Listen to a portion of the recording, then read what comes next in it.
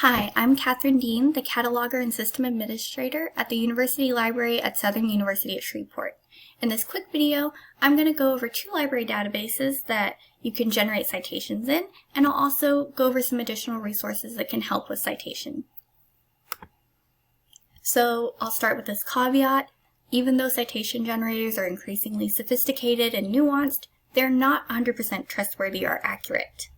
A few tips to keep in mind are to make sure you input your information correctly, double check your citations before including them in a paper, and don't forget to edit the formatting. These are some things that are common issues with citation generators that really stand out when someone's looking over your citations to check them. So just really quickly, here are a couple of examples of Chicago Manual of Style author date format citations, and they have some common citation generator problems in them. Here you can see they're highlighted in red. And so the problems are that the last name is repeated in this first example. The article title is in all capital letters. And then this is kind of a finicky thing, but the page range really doesn't have to have the first digit and the second number. It should be more like the second example, 114 through 38, meaning pages 114 through 138. That first digit is not needed.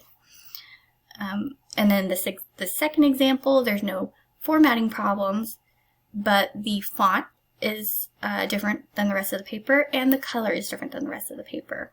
And that's really obvious that you've just copied and pasted something without examining it critically before turning it in. So the two databases that I'm going to show you for examples are the EBSCO Discovery Service and CQ Researcher. Even though I've got the links here on the slides, just for the sake of showing you how to get to these yourself, I will go to the library webpage. So just start by going to SUSLA.edu and scroll down. Under the academics category, there's the link for the university library. And right on this page, you can see the keyword search box for the EBSCO Discovery Service, or EDS. This is one of the broadest databases that the library has access to. It searches almost everything in terms of articles and books that we have. So if you really don't have a good idea of what subject area you're interested in, this is a good place to start. So I'm going to do a search for De Secretis Mulierum, which is a medieval text, The Secrets of Women. And you can see here are my results. A lot of them are in different languages, so I'm just going to go straight past those. And here we go. Here's one in English, Postpartum Mental Distress in Late Medieval Europe. So when you click on the link, it takes you to the detailed page for this article, and you can see all the information, what journal it's in. If it's available here, we would have a PDF download link or an EPUB download link, but we don't, so you just got this interlibrary loan. And then on the right side, we have the tools, and this is where you can generate the citation. So I just click on this little yellow icon that says Cite, and it pops up right in the middle with all the different options. EBSCO is really good. They're really comprehensive and offer a lot of different citation formats. The one I usually look at is Chicago author date, so that's here. And none of those kind of obvious issues are showing up in this one, so that's good to see.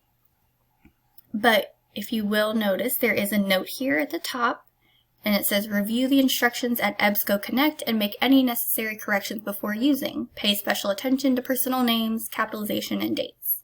Always consult your library resources for exact formatting and punctuation guides.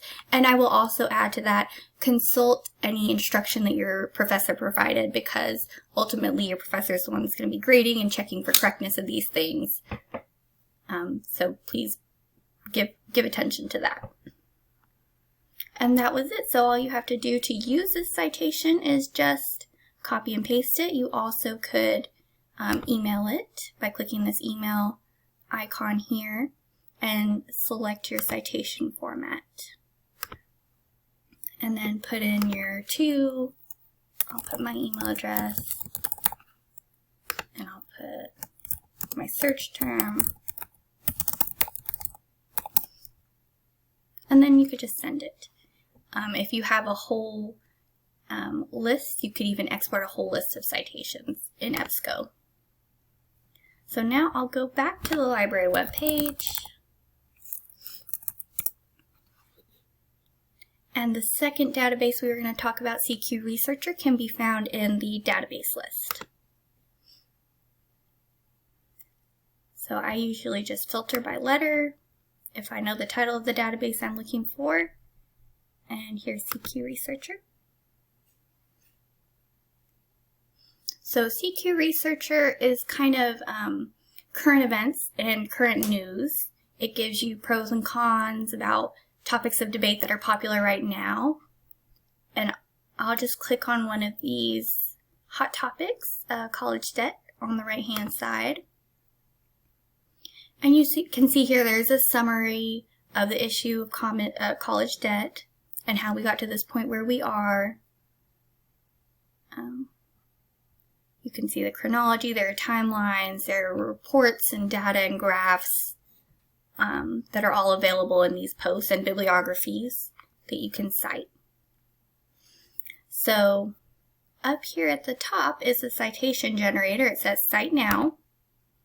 And this one isn't as comprehensive as EBSCO, but I just wanted to use it to give you something with a different layout and with a different document format that you're citing. So I'll click on Chicago, and here you can do Export Citation. I don't really use any of these, but word processor is always an option. If you click on that, it downloads a Word document, and you can open it up, and there it is right there. Keep in mind with this, you will still have to pay attention to the font size and the font and italics and colors, if there's any highlighting in the background and things like that.